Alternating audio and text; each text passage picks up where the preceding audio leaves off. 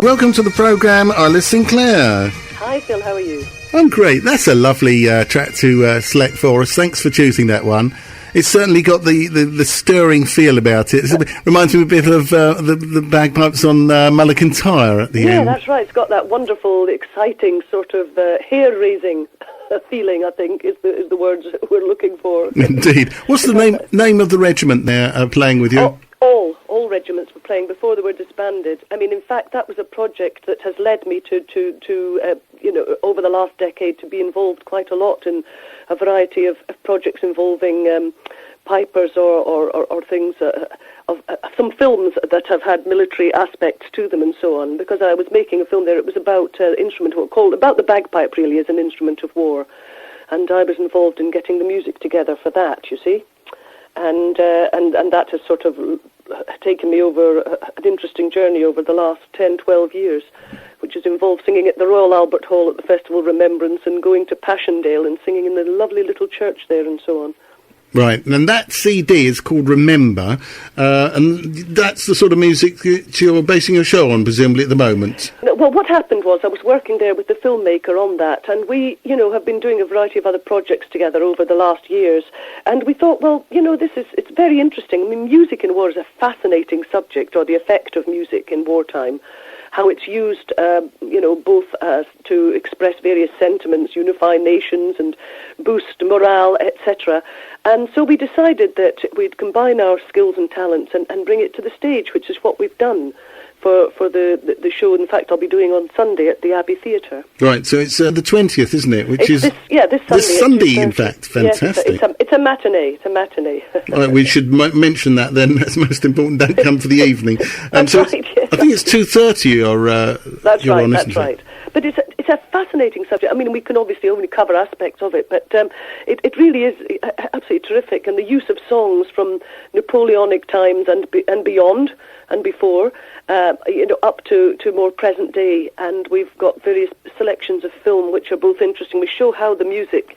It's interesting when you put the voice along with the images, how much more powerful both become. Do you understand the words of the song and the images? Indeed. It's extraordinary, really, when they are of that time and they have the correct backdrop going on. It really is absolutely fascinating. Lots of humour, of course, as well.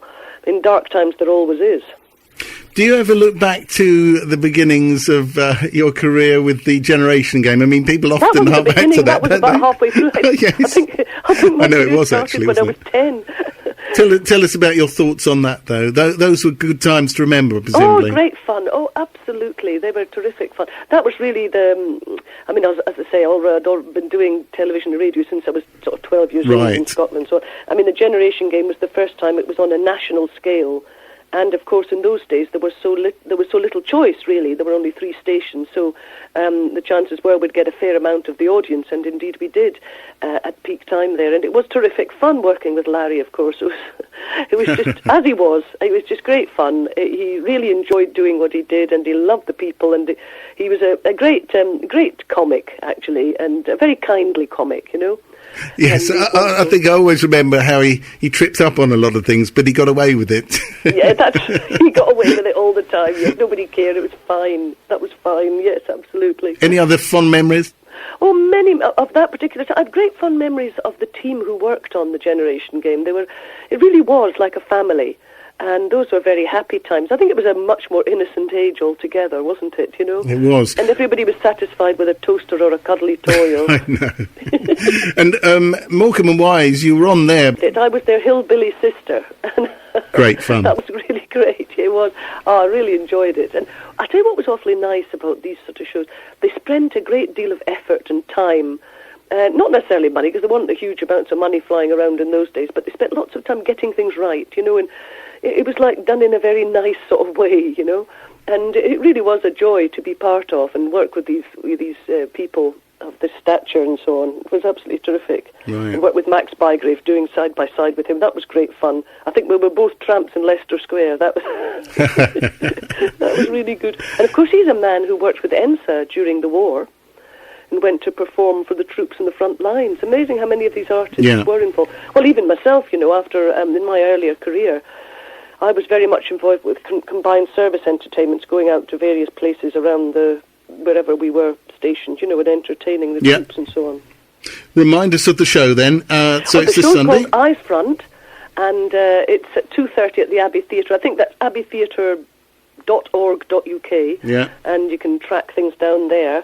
Do you want a box office number? Yeah, please do, yes. Yeah, so you can get it on the internet, but it's 01727 857 861. 01727 857 861, and as I say, you can get it through the internet or whatever, and it does start at 2:30. Right, okay, so it's Eyes Front, that's the name of the show, and that's Isla St Clair, and it's this coming... And I'll be there, there with Patrick King, the filmmaker, who'll be talking a bit about the films and giving some historical and filmmaking interesting pieces. Fantastic, and that's this Sunday the 20th. Thank you very much for joining us, Isla St Clair. Thank you. Thanks so much. Cheers then. Bye-bye.